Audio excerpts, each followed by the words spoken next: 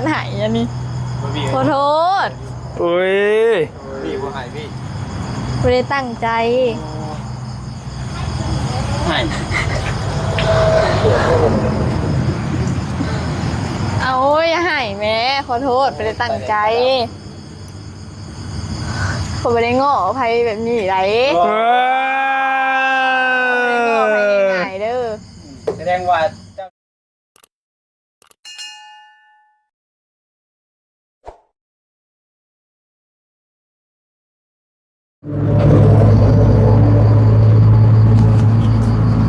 แม่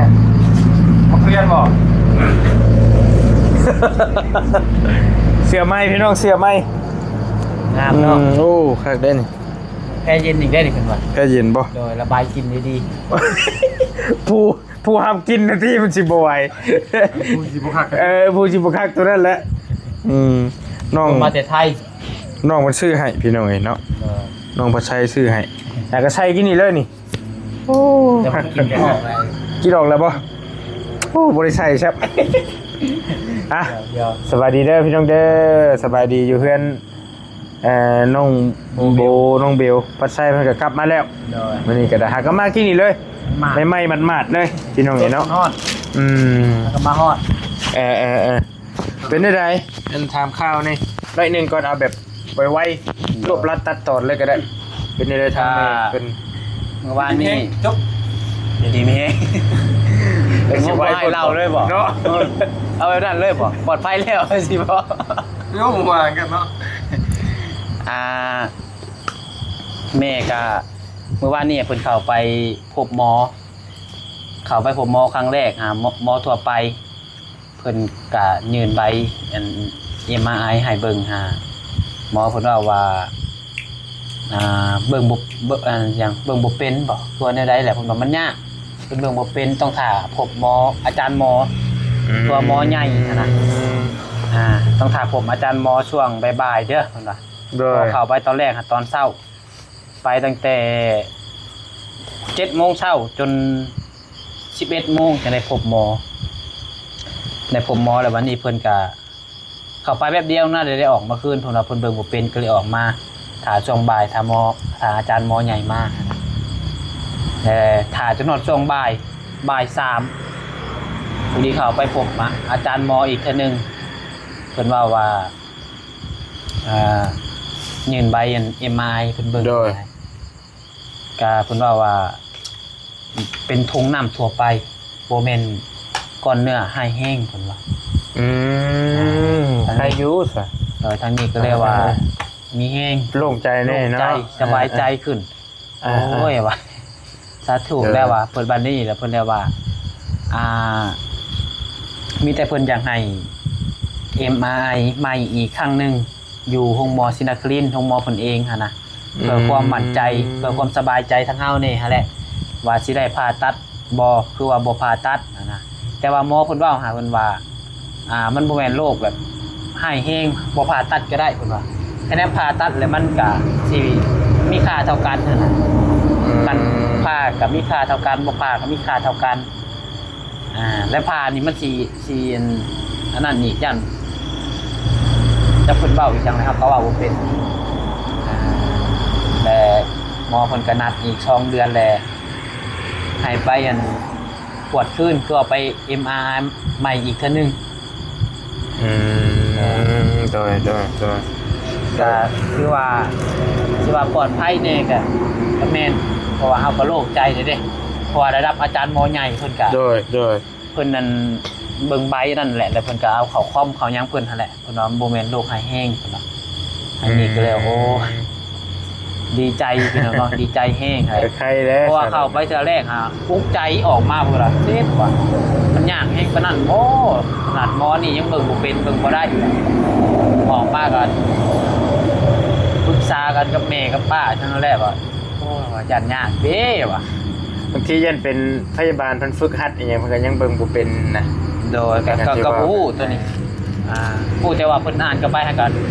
แต่ว่ายังเพิ่นเอิ้นด็อกเตอร์ด็อกยังนะจะเพิ่นเอิ้นในภาษาไทยด็อกเตอร์คือกันบ่ใส่ก็ชื่อบ่ได้ สรุปง่ายๆก็เพิ่นให้มาก่อนแล้วก็เพิ่นว่าบ่ได้มีหยังให้เอง แม่นประมาณนั้น เพิ่นให้ มา ไป ก่อ อี น กบ่ ให้ไปอีก2เดือน วันที่28นี่แหละจักเดือนหยังเดือนนี้เดือน8ว่าเดือน10น่ะประมาณเดือน นัด 10 ไป แห อีก ละ 2 เดือน โดยให้ไปอัน MRI ใหม่อีกเทื่อนึงคะแนนว่าปวดว่าตรวจออกมาว่าเป็นท้องน้ำทั่วไปก็คือบ่ได้ผ่าตัดแต่ก็ลองถามมันหมอเพิ่นอยู่นั่นแหละถ้าหากว่าผ่าตัดน้อยนั่นผ่าตัดใหญ่ก็อย่าถ้าผ่าตัดอีกหลักแสน ถ้าได้พาเนาะ แม่นถ้าว่าในกรณีได้ผ่าและได้นอนห้องหมออะไรค่าผ่าตัดค่านั้นค่านี้นี่หลักแสนขึ้น โอเค ก็บ่ฮู้ว่าสิจักแสนเพียงเนาะเพราะว่าตัวเฮา MRI ใหม่นี่ก็คะแนนว่าคนเป็นคนไทยคนประเทศเดียวกันกับเพิ่นฮะปกติ14,500แต่ว่าเฮาเป็นคนต่างประเทศก็เลยคูณ2 เอาเป็นคนต่างประเทศเพิ่นก็เลยว่าจาก 14,500 เป็น 29,000 ประมาณนั้นเฉพาะค่ากวดได้พี่น้องเลยสมมุติว่ากวดแล้วบัดนี้พ่อหมอเพิ่นให้ผ่าตัดอีกอะจักสิเฮ็ดแนวใดอีกแหละ เข้าใจจะรุ่นเบิ่งอีก2 เดือนข้างหน้าเนาะ แม่นเฮาก็ยังบ่ได้สลาดใจ อาการเล่าดิ อาการนี่บ่ได้เจ็บบ่ได้หยังตามที่หมอเพิ่นเว้าหาแม่เพิ่นเล่าให้ฟังว่าหมอเพิ่นถามว่าเจ้ามีอาการเจ็บแบบใดบ่เพราะว่าท้องน้ำในลำไส้นี่มันต้องมีอาการเป็นแบบนี้มันอธิบายให้ฟังนะแต่ว่าแม่เพิ่นกุ้งกันขาดเลย บ่ได้เป็นหยัง บ่ได้เป็นแบบที่เพิ่นเว้าเลย โอเคอยู่ซั่นน่ะ เพราะว่าคะแนนว่าเจ้าเป็นอันโรคนี้เจ้าสิกินข้าวบ่ได้เจ้าสิเจ็บทรมานเจ้าสินอนบ่ได้แต่ว่าแม่เพิ่นกินข้าวก็แซ่บกินตำก็ได้ นอนก็รับแต่บ่ฟุ้งหัว โอเคจะใครอยู่ แต่ว่าเพิ่นเจ็บแต่เจ็บหลังเจ็บเอวเจ็บเวียกหนักซื่อ โอเคโล่งใจน้ำแร่สนะมีแต่เข้าไปนี่ก็มีแต่เงินค่าใช้จ่ายการเดินทางที่ซื้อเนาะ แม่น โอเค โดย จะก็ฟังน้ำกันไปสนะกันแนวนั้นก็ได้ อีก2เดือนก็คือสิฮู้ผลเพราะว่าเพิ่นนัดอีก2เดือนได้คิวยาวพี่น้องคิว MRI นี่ก็ยาวกับมันบ่คือบ้านเฮาเลยคือบ้านเฮานี่ปวดนั่นให้รถเนาะอันนี้ต้องได้จองคิวจองยางผ่าตัดก็ต้องได้จองคิวคือฮู้กันอยู่หั่นแหละ โดยโอเคยินดีน้ำแล้วสะคันว่านั้นก็ได้พี่น้องน้องเพิ่นก็หาก็มาฮอดใหม่ๆมันมาดนี่เด้เลยบริไปเซอร์ไพรส์โทรศัพท์น้องใบเตยแล้วก็มา โดย ปุ๊บแล้วก็น้องๆเพิ่นก็พากันมาฮอดพอดี โดย พี่น้องเนาะใช่ขึ้นแซนโบก็คือน างปินหลังคักแท้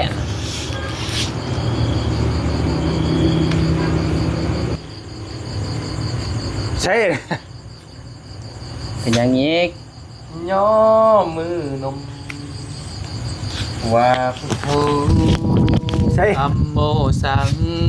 โฆ ยังมัน เป็นล่ะ เอาคือเป็นนางเอ้ยนั่งหันหน้าใช่เจ้านางหันหลังที่คือเป็นนั่นเป็นยังไงน่ะ เครียดกันบ่ครับเว้ย เอ็นพี่จัง เอาเอ้ยท่า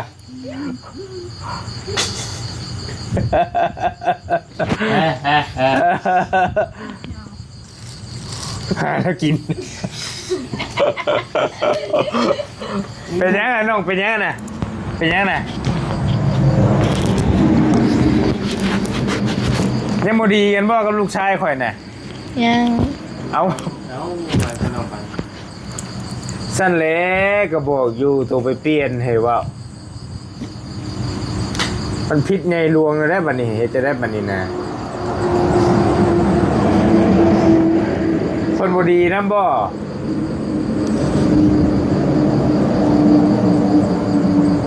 เฮ็ดจะได้บัดนี้ยาว จะได้ก็บอกลูกค้าเจ้าเองนี่แล้ว เอาลูกชายข่อยมัน ค่ากล้องให้ มัน เดี๋ยวมาเลย กันสิว่าก็บ่แม่นฝ่ายผิดนะยาว จะเป็นลูกสาวใครว่าฉันนี่ ฮะ เป็นลูกสาวครับพ่อ ก็แล้วแต่อืม แต่ว่าพอจนได้ลูกนะ อืม คิดได้ไรเนาะ คือกินนี่หั่นเพิ่น ก็ไม่เห็นนะเนาะ ลูกสาวหล่าบ่ได้เมื่อจะยังขอ ขอขนมต่อขนมลงข่อยอยู่ เป็นเจ้าโคตรบ่ อืม เอาล่ะอันน่ะคุยกันได้ลูกเอ้ยยอมผิดยอมเมนแล้วมันเถอะมันผิดกันเลยมันแล้วว่ามันบอกลูกนะ บ่อันกินนี่หั่นทั้งอันน่ะน้องโบหั่นเพิ่นไปเปลี่ยนรูปไอ้ โปรไฟล์ โปรไฟล์ในหน้าจอพี่น้องเอ้ย โดย มื้อก่อนหั่นพี่น้องก็ถ้าจื้อบอลี่ถ่ายคลิปหั่นเพิ่นสิใส่ตัวรูปที่ถ่ายคู่กับน้องบี้หั่น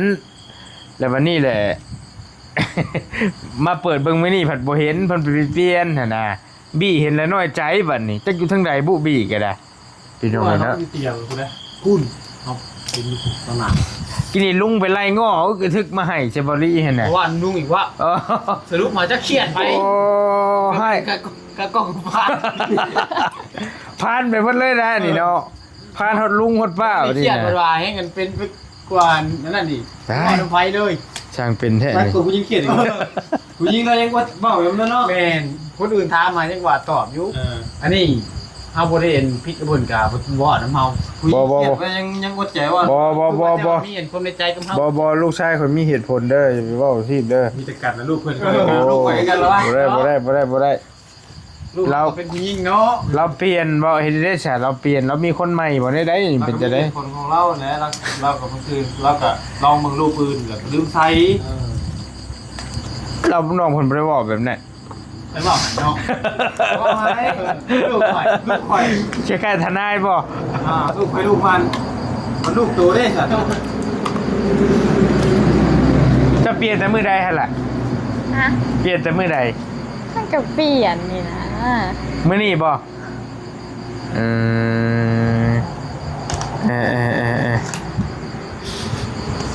จะได้เหมือนลูกชายข่อยฮะงอนได้ดีเลย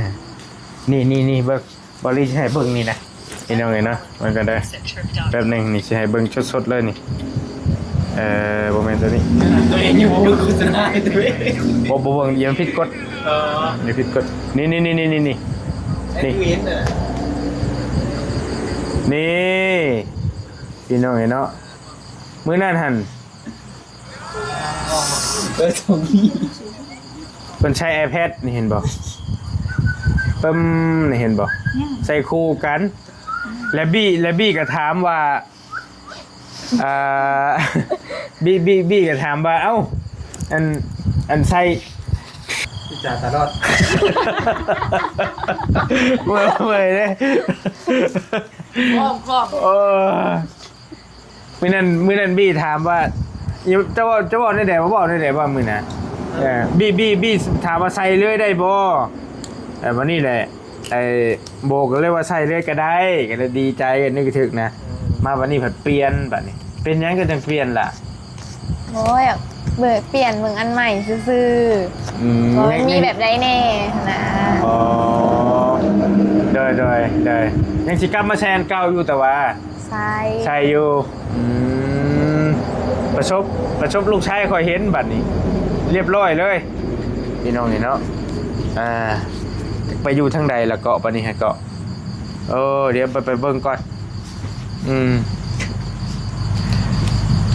เป็นตาฮะ เดี๋ยวเอ้ย อยู่ทางไหน แล้วเดี๋ยวเราเห็นพวกทางเหมือนกัน เฮ้ยไก่ทางฉันสิโอ้ยเว้ย ไม่ดูเคย เบ้ เอาไปด้วยห้องนอกเขยจะอยู่ ลูกพี่เอ้ยมึงก็รอข้า โอ้ลุงออก ชีวิตจริงเลย ลุงออกอาการได้ดีเลย ชีวิตจะกินก็เลยพวกทางรู้ใจ ไม่พลมเลย อืม เพลงเนาะ บริมีคนใหม่คนอย่างตีบอกก็จุบดีได้เฮ้ย เสือได้ เนาะชิดบ่อยเพิ่นทำใจ เอาจิได้เสียคาดองกับเพื่อนได้ดีได้ลูกเอ้ย ยังบ่ได้แต่ง ว่าบนเสียวขึ้นนิดหน่อยวันนั้นก็ซื้อซ้ำ คืนนี่น่ะ แล้วไปเบิ่งเราไปอยู่ใช้เห็นไปย่าไป ไอ้ลูกไปนำหาเราเบิ่งลูก ไปเบิ่งนู่นหาไปเบิ่งนู่นหากูป้าก็เป็นใจได้ป้าเลย สามมึงดูไปห่วงนี่ไป จำได้หนู ห้า ต้องอยู่นอกข้างมึงก่อน บอกได้เฮ้ยบอกได้เดี๋ยวไหน กินนั่นได้เป็นอะไร เห็นบ่ เห็น แต่ว่าเราออกนอกทาง เอามาเบิ่งดูเบิ่งก่อน พี่ ห้องได้กินนี่ห้องได้กินนี่ ลองดิ โอ้ย ใช่แหละบัดนี้ มึงดูซ้าย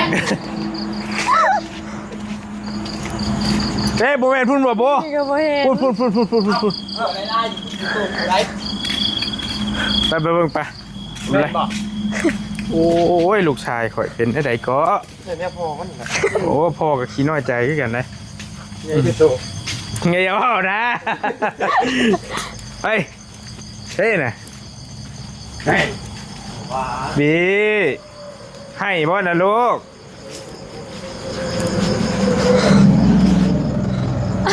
เอาคือมาหลีอยู่พี่ เอา เอา ไอ้ เอาขึ้นไปเลย พี่ช่างปัญหาอันนี้ขอโทษ โอ้ย พี่ว่าไงพี่ ไม่ได้ตั้งใจ ไง เอาอย่าให้แม่ขอโทษไม่ได้ตั้งใจผมไม่ได้ง้อใครแบบนี้ไร เอ ไม่ได้ง้อใครง่ายๆเด้อ แสดงว่าเจ้านี่ พิเศษสุดแล้วตอนนี้ ขอโทษ เฮ้ย ขอโทษได้ฮะได้ยังได้บ้านนี่ บรีมาที่พี่เห็นนะพี่จังมันบอกหินนะ อย่าให้โอ้ยไม่ได้ตั้งใจ เลยจะได้กรอบบ้านนี่ก่อน ไปหินเปย์เนี่ยให้พวกมันไม่ได้ให้นั่นเนี่ย อันนี้ภาษา อ๋อ เขียน น้ำตาเราเนี่ยไหลตามเคียนเต็มอยู่ อย่า ตัวนี้เนาะ โอ้ยขอโทษ เอาเลย โมเครียดนะ กระมาสิ บ่มีหยังน้อยใจเบิ่งทรงคันว่าแบบอยากให้ลิเมื่อแล้ว นี่เป็นน้อยใจซื้ออันนี้ นี่อยากให้ย่ออยู่ แต่แม่นอยากให้ผู้สาวง้ออยู่ แค่น้อยใจซื้อว่า คันบ่นั่นเมื่อแล้วบ่อยู่ปานนี้แล้ว ทางนั้นดี แม่น พ่อน้ำไฟเลยแหละ แม่ พอลงทานเพื่อพอ พอนะ บอกเนี่ยลำบากใจได้บัดอืม ต้องบอกเอาไปเลย คุย โอ้ยขอโทษ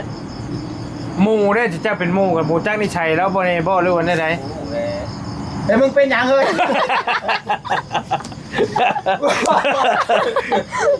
สรุปสิซ้ำเติมลื่นได้ไดนี่ เจียวบี้แต่ก็ไม่ก็ได้ประหลาดปะไปนั่งอยู่จะไม่จะเกี่ยวจังไหนกันทั้งเมื่อเขา อันโบสิบ่ให้ไปแต่ว่าแบบไหน กระยาชีเพื่อสิไป โอ้คันบดีเราได้ปล่อยเมื่อเด้ บอเอาไปให้เพิ่นเย็นก่อนเอาจักเพิ่นจะหาขวดทั้งเมื่อเขา แม่นป่ะใช้เงินจะหาเพื่อนหาก่อน ได้สิขวดเดียวแม่เตยเมื่อแม่ผู้ชายให้นี่มาได้ก้นบ่ถึงยังให้ผู้สาวอยู่ สวน เบิ่งแม่ เอาขอโทษ เบิ่งว่าเบิ่งแม่เบิ่งแม่ ขายกุ้งบ่ ขายเอาไว้เรื่องก่อนนักเรื่องกุ้งเอาน้องเจ้านี่ก่อนดิเอาไว้ก่อนกุ้งนะ แต่เงินเด้ เงินบ่คู่ อัน เกี่ยว เดียวให้น้ำหลัง โอเค น้องทายเฮ็ดยังไง เห็นยังน่ะเอาไอ้เคย เสือจนเปียก ใช่เคย ตายแล้วเป็นยังไงอ้าวไอ้เคยหายเซ็ตขัน เวรกรรม ได้ลุกเอา บ่พอกับบ่อยู่ดอกใครกับบ่อยู่ต้องโบเท่านั้น เนาะบูกับว่าเลยดิ เราว่าก็ต้องว่าอีกแบบสุดความสามารถพุ่นแหละ ไปให้เราอยู่2คนบ่เข้าไปบ่ เอาปลาไม้กับมันก้าวบ่ แล้วแต่เขาจะว่าแนั่นกะ บ่ยากไรเลยเอาคนตีมากเลย เสียบไปเลยบ่ ไอ้สอนดูเงายากเลยเออ เอาขอโทษไม่ได้งอให้ง่ายๆได้ โอ้ย จะมาสร้างหัวเขียดขึ้น ลูกชายจนรถโตมาปานนี้ได้ฮะน่ะ อันนี้นี่เท่เด้อ แม่นบ่ต้องถามเอื้อยแล้ว ท่านเจ้าของเศร้านี่เขาจะเครียดอีนี้เขาเครียดคืนนี้นั่นได้คืนบ่คืนบ่ คิดคือเพิ่นบ่ ไก่ก็แขวเด้อ เออ เครียดบ่เศร้าจะคือเอาไปแหละพี่กันเขาเห็นอะไรก็บ่เศร้าเห็นอะไรก็เครียดคืนบาดเลยป้าครับป้าถึงใจเพิ่นจะอยู่2คนต้องคนเฮาต้องคุยกันนั่นได้ป้าเศร้า70 80 มีหยังอีกนั่นก็ได้ บุเรงแล้วสิเรียกของแก้วแล้วเนาะ แก้วแก้วครับปะ แสน7 8 80โอ้ พอดี แก้วพอดี ตลาดปะเอาไว้ก่อนหนึ่งนี่ หมูส่วนเท่านี้บ่ เกินน้ำกันนี่มันแมนบอ ต้องให้คนได้ของใหม่ของหยังพุ่นละว่าไปเลี้ยงให้ตะเก่า เด้อ เนาะ โอ้ยจิ้มหัวอย่างนั้น วันนี้กูไม่บอกพี่โมแมนแล้ว นอนไปนอนไป ไปช้า เออ เพิ่นกับพ่อเพิ่นเฮ็ดได้ให้ได้บ่ดิ ก็บ่ฮู้คือกันแล้วบ่ฮู้สิเฮ็ดได้ค่อยก็ให้ ป้า เล ไป ย น้องงอบอมหลายคนน่าอยากอายดิมีว่าได้อันได้แต่ย่างกุ้งถ่ายก่อนเด้อกับน้องใบเตย ไปย่างแล้ว ไปเตยไปย่างกุ้งไป ตื่นตื่นเมื่อกี้เขาได้เงินลูกยุ่งไหม จะได้สักสาวจะก็มาแล้วหยิบเปิดอยู่ เอาก็ขอโทษเลยดิเห็นอะไร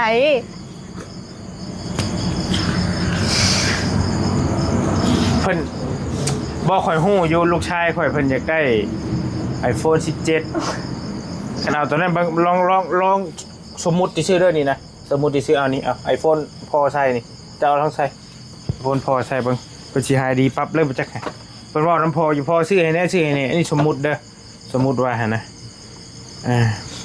สมมุติเราเอา iPhone ให้เพิ่นอยากได้ iPhone 17เพิ่นว่าให้โบให้เพิ่น เอานี่เอามาง้อนี่นะเพราะว่าสิบกว่าเซาเปิดมึงดู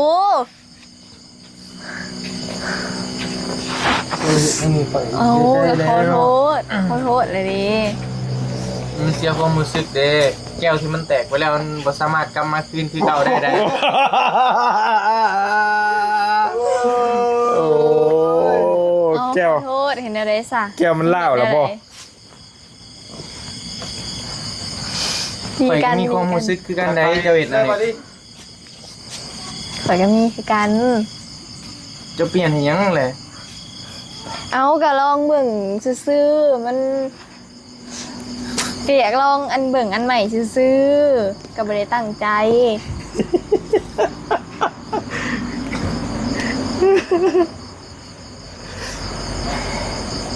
มียังนี่นะ เปิดเบิ่งก่อนไป มาหลิงกับความรู้สึกข่อยอีกแล้วเนาะเปิดมาคะแนนเจอของเป่าได้ซะบอกเจ้ากับบีต้นคะแนนบ่ เปิดเบิ่งก่อนไป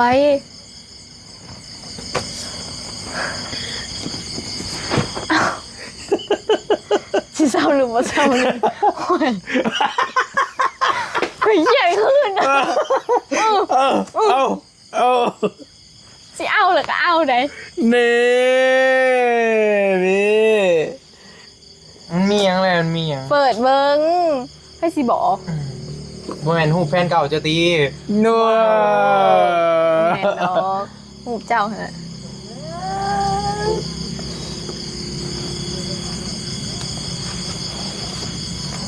เฮ้ยพอแท้วะนี่ฮะพอแท้วะ เศร้าอะไร บ่เศร้าก็ต้องเศร้าเลยเนาะเดี๋ยวจะได้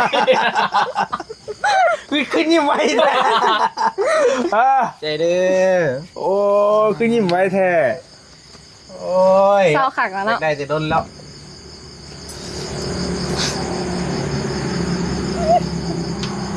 เจ้าเงินไม่ได้ใส่ ไม่สิบอก ฮะ กูบอกแหละ โอ้เจ้าคือฮู้ว่าข่อยอยากได้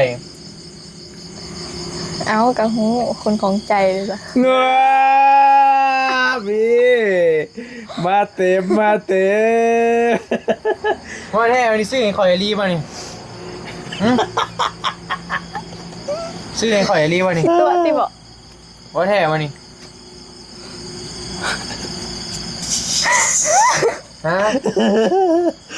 เอาเนาะ เศร้าว่ะเลย เศร้าแล้วเศร้าแล้ว ถ้าได้เลยเศร้า เศร้าแล้ว ถ้าบ่ได้เลย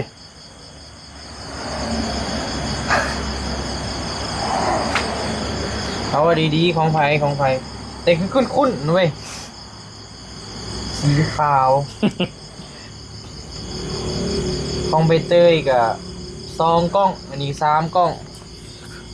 เจ้าบ้าของไผมา คันสมุดเลยจ้ะ สมมุติยัง สมมุติยังอ่ะ เอาสมุดว่าขอยซื้อให้แท้เจ้าสิเศร้าบอ โอ้ดีใจแหละจะเป็นของฟันข่อยเลยข่อยอีกได้แต่ดนแล้วนี่นะ อ๋อ แต่เจ้าเอาเงินมาใช้ประเด็นนะ ทำไมของข่อย ของไผ เงินขายมักต้อง มีชวนมักต้องด้วย เพราะว่าแท้ของไผนี่ของไผเอาว่าดีๆเอา เงินขายมักต้องใช่ไหม เอากะเก็บโฟมนี่แหละ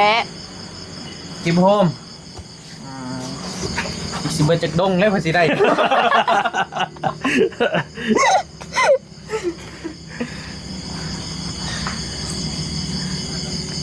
แหวนเจ้าไปหลักของพ่อไฟมาบ่ บอ ฮะ ไม่ได้รัก ขโมยชื่อดิ ฮะ ขโมยชื่อดิวะ ของเจ้าลีว่านี่พ่อ ของพ่อนี่นะ ของเจ้า ก็ลองมาเฮ็ดดอกกี่ซื้อเฮ็ดลองเบิ่งกี่ซื้อแต่ เป็น ก็ หยังเจ้าคือหมักกับกลิ่นกับความรู้สึกไปฮะ เอาของคืนของคืน ไม่ บ่จะเป็นข่อยเป็นของหลินสิวะ เอา เอา เอาเลย เอา น่าเกลียดแล้ว เอาไปดิเอาไปเลย โอ๊ย ไปแล้ว เราไปเลยเห็นได้นี่นะเราบ่เศร้า พี่ไปเข้าใช้เลยเมื่อยเช่าเลยจะดูแลบ้าน เห็นได้แบบ แต่ละไป นี้ ง้อไหมยังใจห้อนอยู่เด้ โดย บ่ได้เคยง้อไปช่ำจักรติแม่ บ่ได้งอให้ง่ายๆเลย บ่ได้ง้อไปง่ายๆอีกชับ บาทนี่ก็ได้ โอ้ลูกชายขอเฮ็ดแล้วบ่าวสาว เป็นไงล่ะคนบ่คิด บ่าวสาวเพิ่น เฮ็ดจะบ่เปิด ได้แล้ว ปากให้มักมันก่อน คมชัดอยู่ใจ จังก็ต่อเลยมันไม่คิดไปไหน ข่อยเคยเปลี่ยนได้ง้อเมื่อยง้อแล้วเฮาเครียดเองเฮาอีกได้บัดนี้ ลองดู ง้อได้ก็บ่เช่า ได้ครับ เอาได้ก็ย่าแล้วจังว่ากันจะได้ก็ได้มันแบบว่าน้อยใจน้อยนึงข่อยก็เคยเป็นอยู่อารมณ์นี้นะไปง้อเพิ่นใหม่เด้อไปเลยให้เพิ่นเย็นลงในจังหน่อยก่อนกี่นาทีแล้วว่าเอา iPhone มาให้ น้องไปของเจ้า บ่เป็นของข่อยเป็นเอาปึ๊กอีกบัดนี้ให้อีก ยังไงของเขา กูก็โอ้ยเว้ยไปแล้วคลิปมันยืดยาวแล้วไปก่อนบ๊ายบายจะได้ก็ได้อยู่ดีมีเฮง เลย สวัสดีแล้วน้องเด้อน้องยาวเด้อ